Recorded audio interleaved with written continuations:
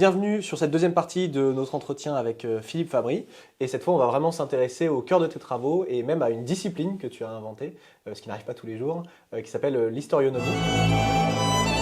Donc pour présenter rapidement ta discipline, même si vous pouvez trouver beaucoup plus d'informations sur ta chaîne YouTube, sur tes réseaux sociaux, sur Twitter notamment, l'historionomie, c'est donc une discipline que Philippe a inventée qui cherche avec des exemples historiques, à déterminer des lois historiques et de pouvoir prévoir avec ces lois un petit peu la trajectoire qui va se passer. Non pas exactement comment elle va se passer, mais vers où on va. Voilà, en fait, j'appelle ça l'histoire théorique finalement, parce que l'idée c'est de partir des données de l'histoire. Ce qu'il faut savoir, c'est que la démarche de l'historien, c'est d'essayer déjà d'aller chercher des documents qui permettent d'établir les faits, éventuellement de recourir parfois au comparatisme pour essayer on va dire de remplir les trous, de trouver des modèles interprétatifs pour dire c'est à peu près comme ça, donc ça doit s'interpréter plutôt dans ce sens-là, mais tout en s'intéressant toujours à ce qu'il étudie comme étant sui generis, avec l'idée que rien n'est similaire à autre chose et qu'on peut effectivement chercher un parallèle, mais ça doit vraiment être une démarche très très accessoire et que le principal travail de l'historien, c'est d'aller chercher spécifiquement la réalité au plus près de ce qu'il y a eu, de ce que les gens ont pensé, ce que les gens ont écrit, de des filiations, etc. Moi, ma démarche, elle est inverse, c'est-à-dire elle est de partir de l'énorme masse qu'on a aujourd'hui. Il faut comprendre que dans les 2 siècles passés, on a énormément accru notre corpus avec les historique, progrès de l'archéologie, de compréhension. Et de on a découvert des civilisations entières. On a lancé l'histoire économique. On a donc les économies sur les données, l'histoire des populations, tout ça. Ça s'est énormément enrichi. Donc, on a beaucoup de données, des taux d'alphabétisation, les taux d'urbanisation, tout ce genre de trucs avec lesquels on peut jongler, la population, etc. Et donc, mon idée à moi, au contraire, c'est d'aborder ça comme on fait dans les sciences observationnelles en général, c'est-à-dire de ramasser les données et de voir si il y a des catégories qui s'imposent assez rapidement.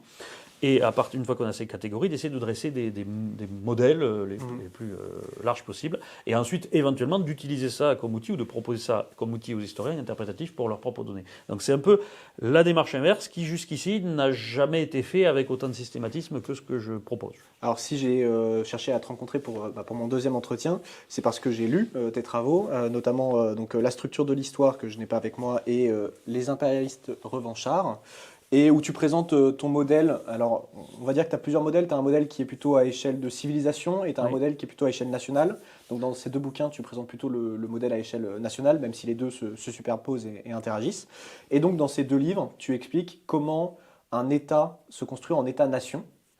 Et tu as remarqué que peu importe où est-ce qu'on regarde, on trouve une trajectoire similaire. Ouais. Alors, je vais essayer de résumer cette trajectoire. Tu me diras si je me trompe. Mais en gros, on part d'un système de féodalité, avec un État qui va chercher à unifier, qui se base donc sur la plus grande plaine de l'espace géographique, qui va chercher à unifier ce territoire, à trouver son précaré.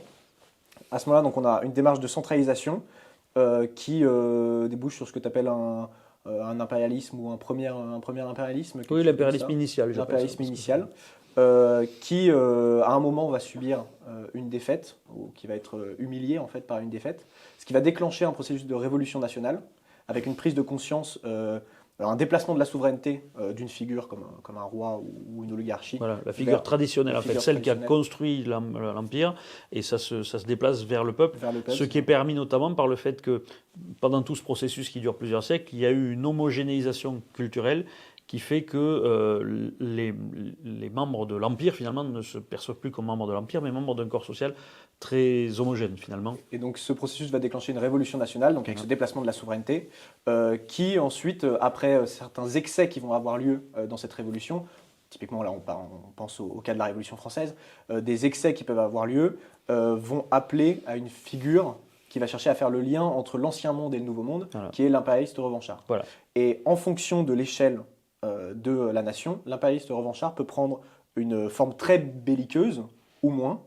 Donc les exemples vraiment figures type, c'est donc Napoléon pour la France ou Hitler pour l'Allemagne. Voilà.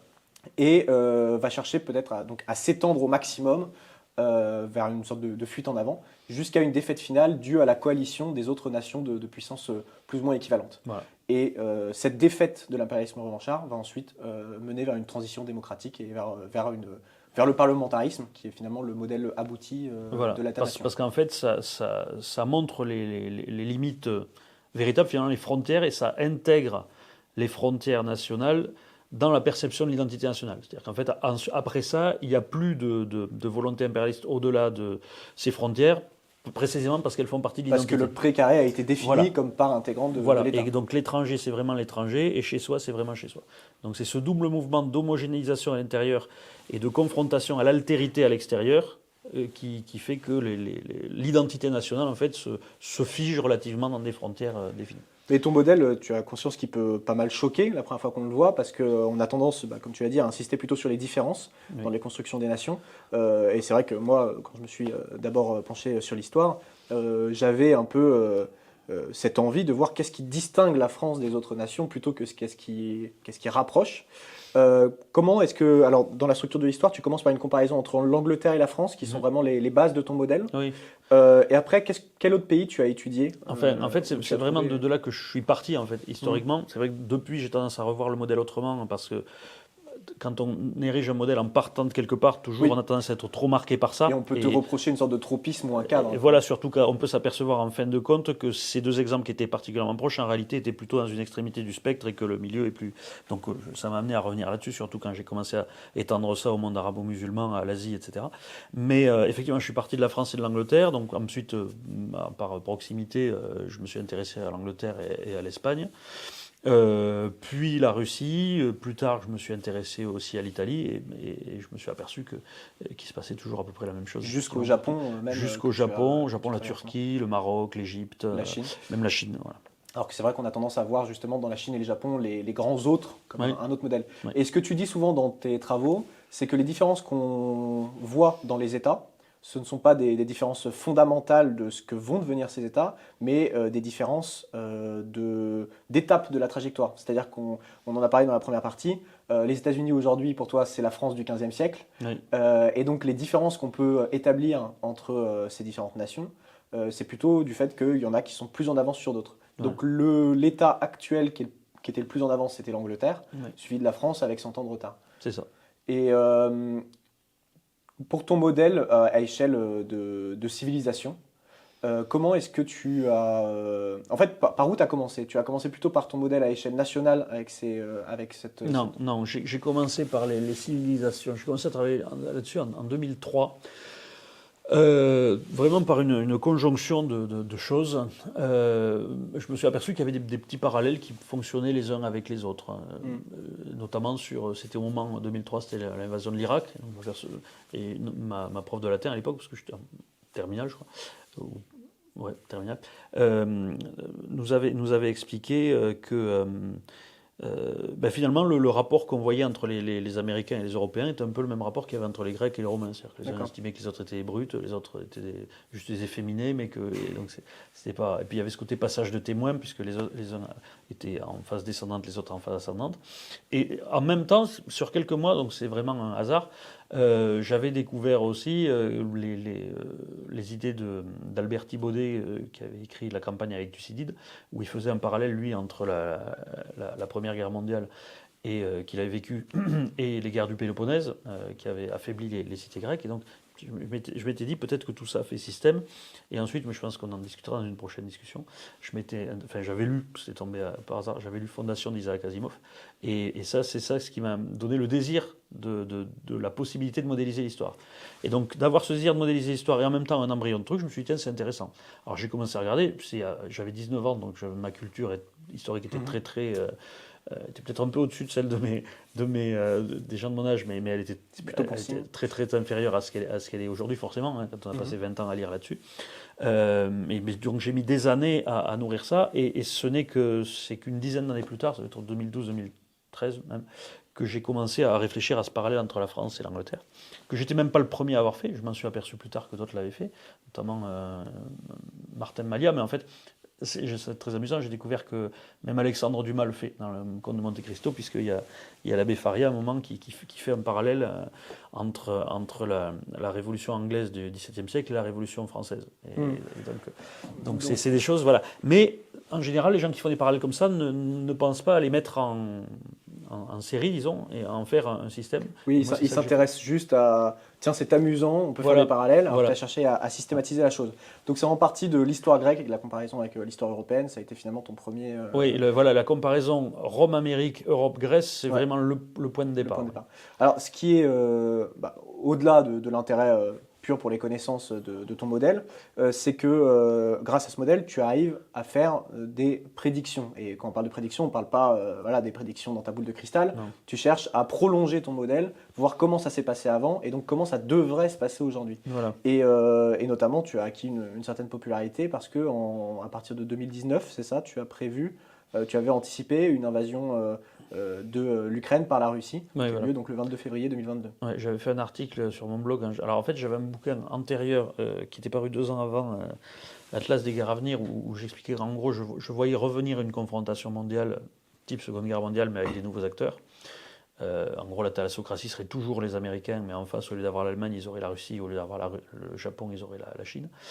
Et à ce moment-là, je faisais commencer la guerre la confrontation contre la Russie par une invasion dans les pays baltes. Et en fait, je suis revenu là-dessus, effectivement, dans un article 2019, en me disant pourquoi est-ce que je pensais que la Russie envahirait l'Ukraine en faisant un parallèle avec l'invasion de la Tchécoslovaquie par les Allemands et l'invasion du Piémont par Napoléon, juste avant le déclenchement des guerres napoléoniennes. Alors pour raccorder rapidement à ton modèle, pourquoi est-ce que tu prévois ça? C'est que comme Napoléon est l'impérialiste revanchard de la France et Hitler de l'Allemagne, Poutine est aujourd'hui dans une trajectoire d'impérialiste revanchard. Oui. Enfin, la Russie est dedans, oui. Et ça s'incarne par Poutine. Oui. Et donc, il y a une volonté d'aller étendre ou revenir à la gloire d'antan. Voilà. Alors, toi, c'est un peu particulier parce que la révolution en question, c'est quand même la révolution russe de 1917. Oui. Mais tu dis que l'impérialisme revanchard initial, qui était celui de Staline, a été retardé du fait du choc. Avec, ce que je dis, c'est qu'en fait, cette révolution nationale, effectivement, tu l'as décrit tout à l'heure, la manière dont ça se passe, ça fait passer de l'ancien régime, on va dire, à ce qui doit être un régime de démocratie parlementaire. Mais j'ai identifié un certain nombre de cas dans lesquels ça ne se passe pas comme ça, dans lesquels la révolution est contrariée, et du coup on a un retour temporaire à un nouvel ancien régime. Ça s'est passé effectivement en Russie. Pourquoi? Parce que, en fait, si ça avait fonctionné comme d'habitude, Staline aurait dû essayer d'envahir l'Europe. Oui. Et d'ailleurs, c'était prévu. Voilà, plus ou moins. Et il aurait été battu. Et la Russie serait devenue une démocratie parlementaire. Le problème, c'est qu'au moment où Staline se préparait à ça, il a été attaqué par l'Allemagne d'Hitler. Probablement pas à 15 jours, ça ne s'est pas joué à 15 jours, mais probablement que Staline, en 42, 43, voilà, aurait lancé, il prévoyait des choses comme ça. Donc il a été contré, et donc au lieu de se retrouver dans le camp des vaincus à la fin, il se retrouve dans le camp des vainqueurs. Il s'est mis dans la coalition contre l'impérialisme. Voilà, après avoir souffert, et surtout, cette guerre, à partir du moment où la guerre fait du régime révolutionnaire, non pas un régime expansionniste fou dont on doit se débarrasser, mais le défenseur de l'identité nationale, est intégré à l'identité nationale. C'est comme ça que le communisme bolchevique, finalement, s'est intégré parce que c'est lui qui a conduit la lutte de la Grande Guerre patriotique. Et donc on a une sorte de retour en arrière de ton Et donc modèle. On a un retour en arrière et on a un régime qui repart, et donc ça nécessite une nouvelle révolution après. On a la même chose dans notre cas, on a la même chose avec la Chine, en pleine révolution, elle est envahie par les Japonais, donc pareil, ça renvoie en gros le maoïsme, c'est un nouvel ancien régime. Les nationalistes qui devaient être l'impérialisme revanchard de la Chine, on fait front face à un autre impérialisme revanchard. Voilà. Et donc il y a eu un nouvel ancien régime, et dans les deux cas, c'est le communisme. Et on a eu la même chose encore avec l'Iran, puisque les mollahs sont devenus les défenseurs du sol sacré de la patrie, pour ainsi dire, face à l'invasion irakienne en 1980. Et donc ce que ça fait, c'est que ça relance l'ancien régime, et ça nécessite de refaire un mouvement de révolution à la fin. Donc on recommence, il y a une réplique. Donc on recommence, et en 1991, la chute de l'URSS, c'est une nouvelle révolution nationale, avec toutes les étapes classiques. C'est d'abord une humiliation, puis une révolution nationale. Donc l'humiliation, c'est la défaite en Afghanistan, c'est Tchernobyl, ces trucs-là, donc discrédit, le régime s'effondre, se dissolve, perd beaucoup de territoire, c'est classique. Et donc, effectivement, Vladimir Poutine est l'impérialiste revanchard de la Russie. Donc la question qui se posait, en fait, c'était de savoir, parce que, comme tu l'as dit, des fois, en fonction de la taille de leur pays, l'impérialiste revanchard C'est pour ça que le problème, c'est que c'est le terme en soi. C'est-à-dire que ce terme impérialisme revanchard, je l'ai forgé là aussi en partant des premiers exemples du modèle, Parlant donc de qui Napoléon, sont tous des gens qui sortent. Je me suis aperçu qu'on observait le même phénomène dans des pays qui ne débordent jamais de chez eux. Par exemple, Franco est l'équivalent de ça pour l'Espagne, mais Franco a rien essayé d'envahir. Parce qu'il n'avait pas la puissance nécessaire. Parce qu'il n'avait pas la puissance nécessaire et qu'il savait qu'il allait se faire massacrer. Pareil pour Atatürk en Turquie, par exemple. Donc, il faudrait peut-être que je trouve un autre terme qui permette comment dire, de mieux assimiler à ce terme-là des gens qui ne sortent pas de leurs frontières. Et donc la question qui se posait pour Vladimir Poutine, c'est est-ce que ce serait en gros un Franco ou est-ce que ce serait un Hitler? Est-ce que ce serait quelqu'un qui verrait qu'il n'est pas assez puissant pour affronter l'Occident, etc. et donc qui resterait dans une espèce d'hostilité figée, froide envers l'Occident? Ou est-ce que c'est quelqu'un qui essaierait d'attaquer effectivement? C'était la question qui se posait autour de l'Ukraine, et pour moi, c'était Lord Ali, quelque part. S'il allait en Ukraine avec une guerre à grande échelle, c'est qu'il était un impérial, vraiment. Voilà, et donc je pensais que ce serait cette option-là qui serait privilégiée malgré tout, vu la masse de la Russie qui, sans être au niveau de la Chine et des États-Unis, reste quand même un pays beaucoup plus puissant que la plupart des pays d'Europe, en tout cas de son assise démographique et géographique. Et donc c'est finalement ce qui s'est passé, effectivement. On évoque quand même des points qui sont assez techniques de ton modèle. Si vous voulez en savoir un peu plus, il faut s'intéresser à ces travaux. Je vais essayer de reprendre des angles qui peuvent être intéressants et notamment partir sur les prédictions. Donc tu avais vu vis-à-vis de Poutine qu'il y avait cette possibilité d'envahir l'Ukraine et donc de lancer une guerre ouverte.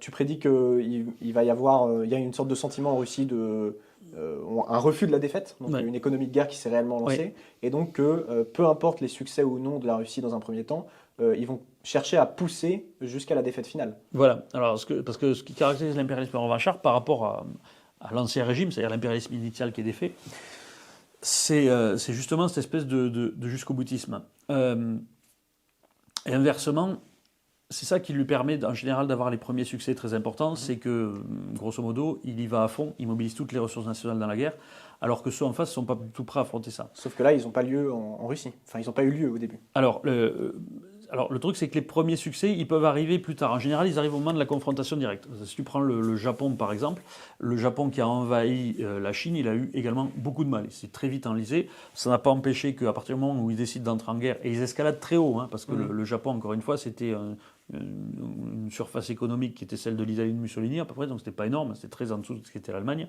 Ils ont quand même déclaré la guerre à la première et la deuxième puissance navale mondiale, c'est-à-dire l'Empire britannique et les États-Unis, juste parce qu'ils n'arrivaient pas à battre la Chine et qu'ils se disaient que le seul moyen de battre la Chine, c'était de battre leur bailleur, voilà, c'est-à-dire cela. Donc ce qui caractérise l'impérialiste revanchard, c'est qu'il est capable d'escalader très très haut, c'est-à-dire en gros d'entrer en guerre avec à peu près tout le monde, même pour gagner une guerre difficile au départ. Donc ce qui n'est pas le cas en Allemagne, mais c'est le cas au Japon. Et donc je pense effectivement que c'est ce qui arrivera aussi avec la Russie, c'est-à-dire que les difficultés en Ukraine, qui sont en train d'être surmontées d'ailleurs, n'empêcheront pas la confrontation plus tard avec l'OTAN, en particulier si jamais Trump fait un certain nombre de choses, on en a parlé dans le précédent entretien. Par contre, une chose que j'avais bien identifiée selon moi, c'était que dès le début, j'avais dit qu'en Europe et aux États-Unis, on ne saurait pas réagir. C'est-à-dire que ce qu'on allait faire, ce que font toujours les ennemis de l'impérialisme revanchard, c'est d'essayer de rejouer la guerre d'avant, c'est-à-dire la défaite contre l'impérialisme initial. Et donc la guerre froide en l'occurrence. Donc nous, voilà, en l'occurrence, c'est la guerre froide qu'on a essayé de rejouer, en se disant que ça serait... a eu lieu finalement avec les sanctions. En se disant que ça allait être leur Afghanistan, que donc ça allait s'effondrer, et c'était tout le narratif qu'il y avait en fait. On disait on va faire s'effondrer l'économie russe, etc. Et dès le début, ça pour le coup, je disais on fera ça. Je disais même avant que ça commence. Avant le début, on fera ça et ça ne marchera pas. Et en fait, c'est exactement ce qu'on a vu, c'est-à-dire c'est ce qu'on a fait, parce qu'on on prend pas la mesure de ce qu'on a en face. Les économies en difficulté, c'est pas la Russie. Et c'est véritablement une mécompréhension. Avoir cru que Poutine serait rapidement renversé, c'est une mécompréhension aussi. Il y a eu cette idée, on l'a vu dès le début, on a dit en gros c'est Poutine, c'est pas les Russes. Le truc, c'est qu'il faut comprendre que c'est les Russes. Effectivement, on a entendu très souvent dans les médias dire il faut éliminer Poutine, il faut assassiner Poutine presque, et on sera débarrassé. Mais en fait, cette trajectoire, dans tous les cas, elle est amorcée. Oui, on les a vus comprendre progressivement que si c'était pas Poutine, ça serait peut-être quelqu'un de pire. Alors, pour ensuite s'écarter un peu du front russe, dans ton modèle, il y a une réplique qui a eu lieu, qui va avoir lieu, qui est celle de la Chine aussi.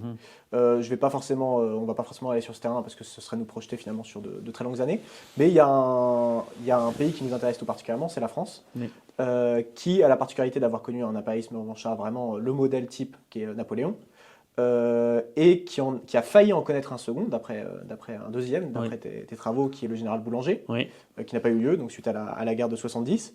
Et pour toi, on en a connu un deuxième réel, cette fois qui a eu Ouais. lieu, en la personne de Charles de Gaulle. C'est ça. Est-ce que tu peux un peu expliquer pourquoi Charles de Gaulle était un impérialiste revanchard et donc dans quelle situation ça nous place Alors, aujourd'hui? parce que en fait, en 1918, on se retrouve placé on se retrouve replacé, disons, dans une situation qui est assez similaire à celle d'un impérialisme initial, c'est-à-dire qu'on récupère l'Alsace-Lorraine et on redevient, alors que c'était vraiment en décalage avec notre capacité de puissance réelle, parce qu'on était 2 fois moins peuplé que l'Allemagne, ça n'aurait pas dû On arriver. redevient la première Mais puissance. on redevient la première puissance en Europe, avec même des capacités d'occuper partiellement l'Allemagne, la Roue, etc. Donc, vraiment, on devient la puissance dominante en Europe. L'orgueil revient. Voilà, l'orgueil revient et la défaite de 1940 est une humiliation nationale colossale avec ça.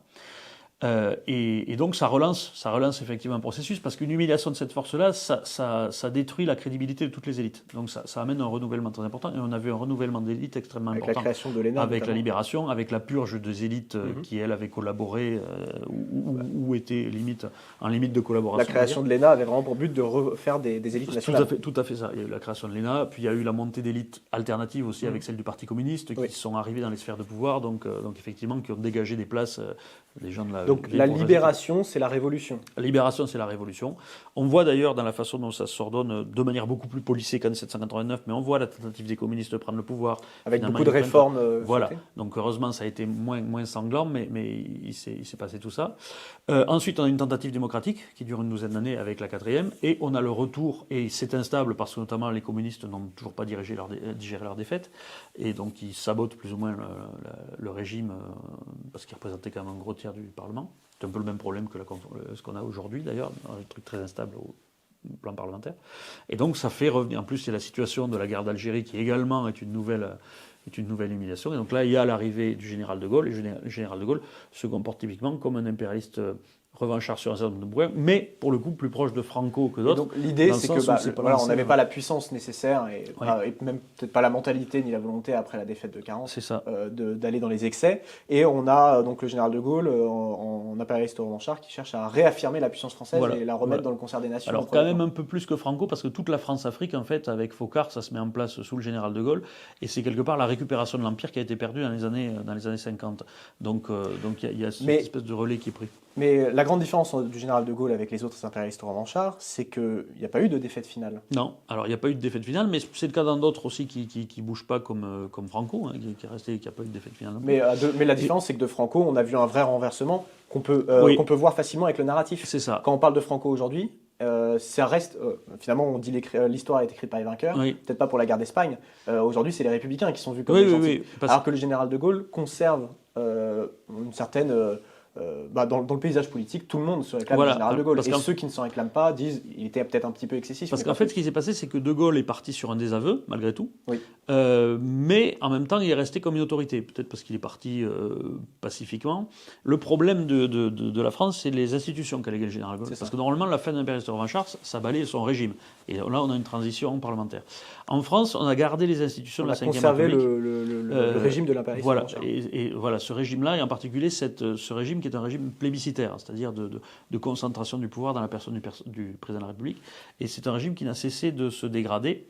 Et donc ça a le même effet finalement que ce dont on parlait dans les cas des répliques, c'est-à-dire qu'on se retrouve sur un nouvel ancien régime. Et l'idée, c'est qu'un nouvel ancien régime nécessite une nouvelle révolution pour se casser. Et donc ce que je dis depuis un moment, c'est que la Ve République va tomber. À savoir exactement comment, c'est-à-dire que est-ce qu'on va vraiment baser vers une Sixième République, est-ce que ça va simplement être une relecture totale de ce qu'est la Cinquième République, de telle sorte que ça ne sera plus vraiment la Cinquième République, avec un président de la République qui se retrouve à inaugurer les chrysanthèmes. Et donc si on reprend ton modèle, ce système va chuter, la Cinquième République va chuter, on aura une forme de révolution nationale, qui prendra une forme plus modérée ou non en fonction des acteurs. Il va quand même avoir un certain nombre d'excès. Mais donc on va se retrouver encore avec un nouvel impérialiste revanchard après ? Alors oui, Oui, mais oui et non, parce que déjà il y a la question de savoir si on ne se retrouverait pas dans une... Si on a une version très douce, on peut se retrouver avec un boulanger qui finalement n'arrive jamais au pouvoir. Donc, qui échoue. C'est pas ce que je privilégie à ce stade-là. Ce que je pense surtout, c'est que à l'échelle européenne elle-même, on va avoir une mutation du même genre. C'est-à-dire que depuis un bon moment déjà, mais en particulier depuis le XXe siècle, on a une Union européenne qui est en train de constituer un super-État européen, et donc probablement un super-État-nation européen. Et pour moi, on est au stade d'évolution de l'Union européenne qui était celui de l'Empire allemand pour l'Allemagne. C'est-à-dire que c'est l'impérialisme initial, en fait. Et donc je pense que on va avoir une révolution européenne, c'est-à-dire que la révolution en France va se doubler d'une révolution à l'échelle européenne. C'est ça ma Alors, conviction. je vais maintenant rentrer un petit peu plus du coup dans l'arène. La question que je voulais un petit peu utiliser pour parler lors de cet entretien, mais finalement on a beaucoup parlé de ton modèle au début, mais je pense que c'est important de poser le décor. C'est sommes-nous soumis à notre destin historique? Voilà, on a vu qu'il y avait un certain nombre de lois. Est-ce qu'on est obligé de les suivre? Moi, je pense que, pour être honnête, à la lecture de tes livres, si on est de bonne foi et qu'on a un peu de culture historique, on est obligé de se dire c'est intéressant et il y a au moins des choses qui sont vraies. Mais peut-être pour des raisons strictement idéologiques, je me définis comme souverainiste et nationaliste, je refuse de voir la montée d'un État européen. Et donc forcément, j'entre en opposition avec ce modèle. Peut-être que je suis condamné à perdre, je ne l'espère pas. Et donc j'essaye de voir un peu, mais pour moi, qu'est-ce qui ne fonctionnerait pas dans ton modèle, et particulièrement vis-à-vis de la création d'un État européen. Et ce que je vois déjà, même sans renier ton modèle de ce côté-là, c'est que l'Union européenne, à mon sens, ne se construit pas en État-nation et ne sera sans doute jamais un État-nation, parce que la centralisation a été artificielle. Contrairement aux autres États, où on a une plaine, ce que tu appelles la Grande Plaine, qui a unifié un territoire par des conquêtes ou par des vassalités clairement assumées. C'est le cas de la France, c'est le cas de l'Allemagne avec la Prusse, c'est le cas de l'Angleterre également. L'Union européenne, il n'y a jamais eu un espace qui a dominé les autres, et au contraire, toute l'histoire de l'Europe s'est construite dans des rivalités entre nations. Et la construction européenne après la Seconde Guerre mondiale, c'est une construction strictement élitaire, sans domination militaire, et donc sans capacité de réellement homogénéiser l'espace européen. Et je pense qu'il n'y a encore aujourd'hui aucune conscience, une conscience européenne au-delà d'une petite élite. Et d'ailleurs même, je dirais que cette petite élite, on en a parlé dans la première partie, se conçoit plus comme occidentale, et notamment sous domination américaine, plutôt que réellement européenne. Et c'est pour ça que je ne pense pas que ton modèle fonctionne dans le cadre de la création d'un État européen. C'est que cette unification est artificielle et elle s'effondrera d'elle-même. Alors, c'est ce que je pense. D'abord, pour les préventions sentimentales, je ne pense pas que ce soit une défaite, même pour un souverainiste, si jamais l'État européen apparaissait comme ça, parce que les Bavarois était assez, il y avait une partie des Bavarois qui était hostile à la mise en place de l'unité allemande. Finalement, on voit que la Bavière existe toujours, certes comme État fédéral à l'intérieur de l'Allemagne, mais ça existe toujours. À mon sens, c'est une défaite quand même. Ça reste quand même l'assise d'un des principaux partis de droite d'ailleurs allemandes. Donc la Bavière désormais est un État fédéré et elle a très bien survécu dans l'unité, donc l'unité allemande. Et elle est l'assise d'un des principaux partis au pouvoir dedans. Donc au niveau de la disparition nationale, je pense que c'est pas exactement vrai. Si je peux me permettre très rapidement, la Bavière a tout de même renoncé à son existence par elle-même. Aujourd'hui, elle se considère avant tout comme une Bavière allemande, ou plutôt une partie de l'Allemagne qu'est la Bavière. Ah oui. Mais ça, c'est l'histoire de toutes les identités locales, de toute façon, qui ont tendance à être absorbées. Je ne suis pas convaincu que le destin de la France soit de devenir une identité locale. Tu n'es pas convaincu. Pour moi, c'est assez facile à admettre, parce que nous, on était le comté de Toulouse il y a 700 ans, et on a été annexé. Et puis finalement, depuis, on est français, et je ne m'en porte pas forcément plus mal. Donc, je pense même que tu t'en portes mieux. Voilà, la situation du comté de Toulouse était quand même assez particulière, et la séparation entre Languedoc et Languedoc qu'on fait souvent est en soi assez artificielle. Il y avait un sentiment d'unité qui pouvait être partagé autour de... Enfin, je veux dire, le Ah comte de non, pour Toulouse... moi, ça, c'est une reconstruction a posteriori. Et ici, ça a c'est très mal vécu. Il faut savoir, pour se rendre compte, que ici à Toulouse, encore, si vous allez du côté du Jardin des Plantes, on a encore la plaque commémorative qui indique que Simon de Montfort a été tué là par une, Simon IV de Montfort. voilà, par une pirate. Donc ça reste ancré. Hein. Mais Faut pas il faut se rendre compte à quel point. En 1793, il n'y avait que 20% de la population qui parlait français en France. oui, mais alors, il faut savoir que beaucoup de gens qui ont dit qu'ils ne parlaient pas français parlaient quand même des dialectes qui étaient issus de la même racine que le français. Ah oui, mais la différence entre français et allemand, c'est quand même deux langues complètement différentes. Oui, mais c'était pas mutuellement intelligible. Hein, donc non, mais certes, c'était pas intelligible, mais on avait une proximité qui était certaine. Donc beaucoup plus que... On peut pas faire, à mon sens, on peut pas faire un rapport entre ce qu'on peut appeler avec mépris un patois, mais qui était en fait une langue déformée de ce qui existait ailleurs, avec la diversité des langues européennes qui sont toutes non, mais après c'est très différentes. Non, c'est le problème justement. C'était pas une langue déformée, c'était des langues différentes. Et il y a eu un effort de centralisation du français. Il faut pas oublier, à coup de règles sur les doigts des enfants, hein, à partir de l'école publique de Jules Ferry. C'est ça. On a forcé les enfants. Ça fait un peu combat indépendantiste toulousain si je considère ça, mais voilà, faut quand même se rendre compte de ça. C'est vrai qu'à posteriori, on a l'impression que tout le monde a été ravi de ce. Ça a été non, quand même... mais justement, ça s'est fait dans le sang. Alors, les petits enfants dans l'école, j'espère que ça ne s'est pas fait dans le sang. Mais avec l'annexion du comté de Toulouse, la croisade contre les Albigeois, ça s'est fait dans le sang. Oui. Et l'Union européenne, justement, ne se fait pas dans le sang. Et on n'a pas envie qu'elle se fasse dans le sang. Justement, parce que je fais une distinction là-dessus. Si on regarde l'unité allemande, elle s'est pas faite dans le sang ou très peu. Elle s'est faite de manière tardive, par réunion confédérale puis fédérale, alors d'abord dans comment dire, dans l'hégémonie autrichienne et ensuite dans l'hégémonie prussienne. L'hégémonie autrichienne, c'est la première partie du XIXe siècle, l'hégémonie prussienne, c'est la deuxième moitié du XIXe siècle. Il s'est passé la même chose en Europe.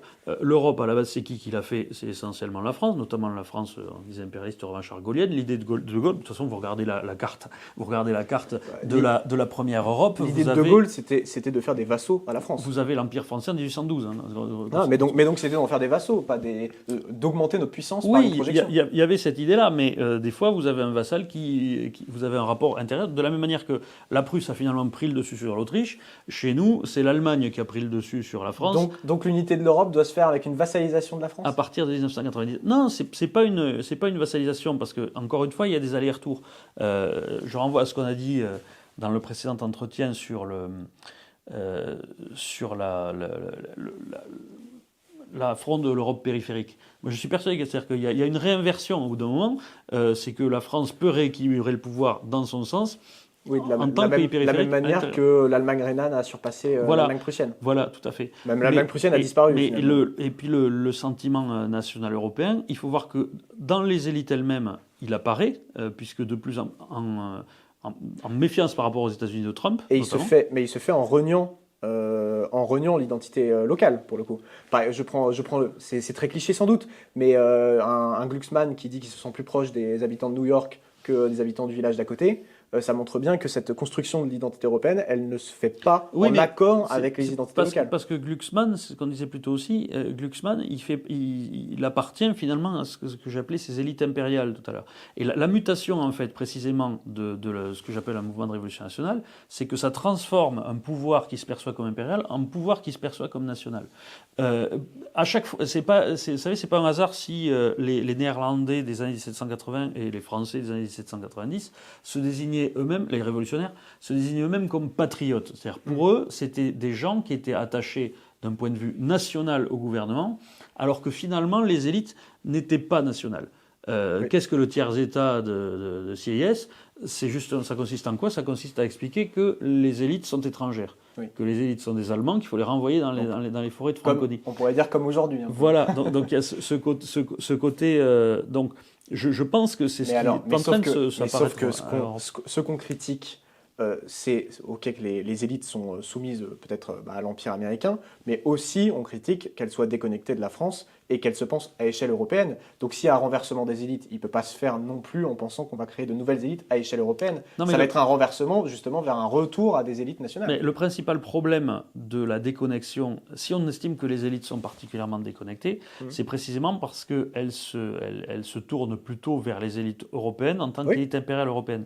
Si vous avez des élites européennes qui deviennent des élites nationales européennes, ce qui à mon avis est la mutation qui va se faire dans les prochaines années, décennies, à ce moment-là, vous avez une reconnexion qui peut se faire de l'ensemble de la population européenne envers les élites européennes. Je suis vraiment peu convaincu parce que je pense qu'une élite qui se revendique comme européenne en France aujourd'hui, dans tous les cas, et même je pense dans les 10 prochaines années, sera perçue comme déconnectée. Déconnectée à une autre échelle, elles ne sont peut-être pas soumises à l'Amérique, mais elles sont soumises à une autre entité qui n'existe pas dans la pensée des gens. Alors moi justement, je pense pas. Où la grosse différence, simplement, la grosse différence en France, c'est justement à partir de la Révolution et après, on pouvait se dire que si les élites étaient nationales, elles restaient proches parce qu'il y avait la figure du roi qui était antérieure et qui rappelait donc cette légitimité.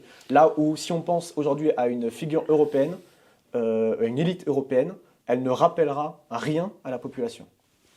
Je ne sais pas si je me fais comprendre vis-à-vis de ça. Alors, je ne vois pas pourquoi parce que encore une fois, il faut quand même comprendre.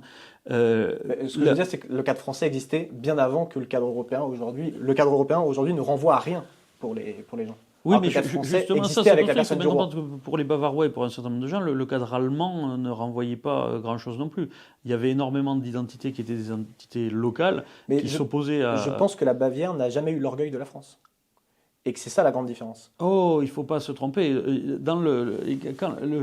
La Bavière en 1918, elle est sécessionniste. Hein. Oui, elle est sécessionniste, mais sa population était capable de l'accepter parce que la Bavière n'a jamais goûté à l'orgueil d'être la grande puissance que la France. France a goûté. Elle n'était pas la grande puissance, mais elle avait été une puissance pendant longtemps au sein de l'Empire germanique. Mais donc toujours au sein de l'Empire germanique. Oui. La France, au contraire, s'est affirmée en opposition à une tutelle, qu'elle soit germanique ou papale. Oui, mais en fait, la France a été pendant longtemps une puissance essentiellement à l'intérieur de l'Europe. Hein. On est sorti de. Mais quand ça des murs.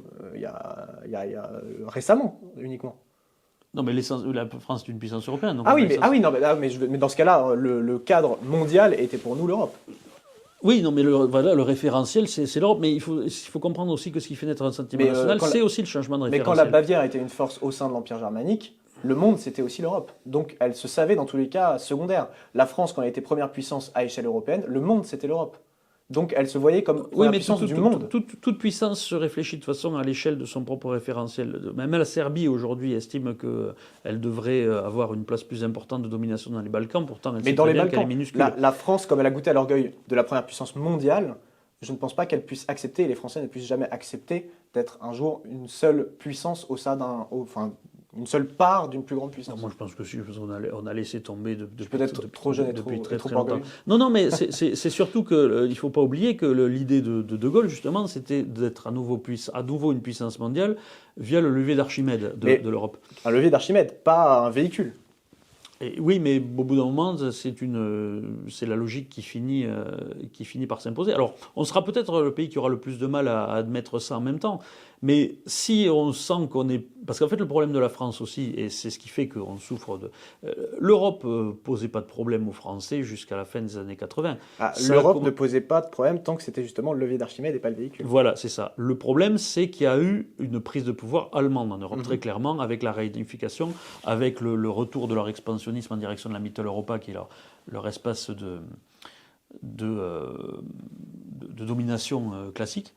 Et donc, moi, je pense qu'il suffit pas que la France redevienne le moteur, mais qu'il suffit d'un rééquilibrage de la puissance au profit de la France, avec peut-être à la tête même de ce qu'on peut appeler l'Europe périphérique, qui pour moi est déjà en train de s'engager, d'ailleurs, encore une fois, parce que les traités d'amitié bilatéraux qui ont été pris avec l'Espagne, avec l'Italie, tout ça, c'est le retour de l'Union latine, en fait. Hein. Oui. C'est-à-dire, c'est notre espace, c'est en général l'espace sur lequel, pendant des siècles, on s'est appuyé pour s'opposer à l'Europe germanique.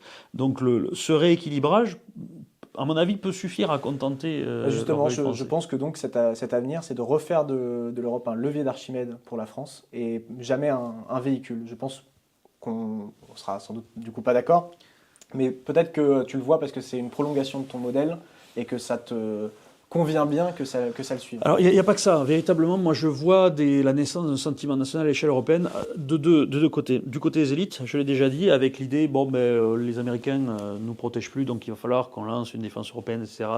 Et puis le fait, quelque part, on voit avec l'arrivée de Trump qu'on n'est pas des Américains, alors qu'ils étaient peu persuadés d'en être depuis 30 ans. Donc là, voilà, les élites françaises se disent, ah merde, effectivement, on n'est peut-être pas Américains, on est peut-être autre chose. Et la perception de l'altérité, c'est très important. Et de l'autre côté, il y a aussi un sentiment inverse qui vient de la base, c'est Auslander House. Pour moi, très clairement, Auslander House, ça a été repris dans tout un tas, avec d'autres formes. Il y avait, avec des formes nationales. Il y a eu Je partirai pas, etc. Oui, bon, ça vole pas forcément très haut. Mais pourquoi c'est intéressant? Parce que ce genre d'affirmation, les étrangers dehors, c'est typiquement ce qu'on voit apparaître avec l'apparition d'un sentiment d'identité nationale. Oui, mais... Au Japon, au XIXe siècle, c'est le discours Sono Joy, c'est-à-dire expulser les barbares. On a vu la même chose en Chine. En France, c'était avec l'idée de la BCIS de virer les élites franconiennes. Donc, et ça c'est en train de devenir un truc populaire. Donc ça veut dire qu'on a la rencontre d'un sentiment national élitaire et d'un sentiment populaire qui ne sont pas sur le même registre. Je pense que si je peux me permettre d'être un peu choc, mais le Ausländerros comprend également les étrangers européens, du moins perçus comme la tutelle d'une élite européenne. Et donc le mouvement populaire de les étrangers dehors, ça comprend à la fois les étrangers qui peuvent poser des problèmes de sécurité ou de sécurité culturelle et les étrangers représentés par une élite. Enfin bon, on sera sans doute pas d'accord, malheureusement le temps nous est compté. L'avantage c'est qu'on verra assez vite qu'est-ce qui est... Eh bien, on verra dans les prochaines années, peut-être un retour de la France ou une avancée continue de l'Europe. On refera une émission. On refera une émission, bon, le rendez-vous est pris. Et le rendez-vous est pris pour la prochaine fois, pour le prochain entretien, on va parler de Isaac Asimov. Donc surtout, ne manquez pas ça, et à très vite.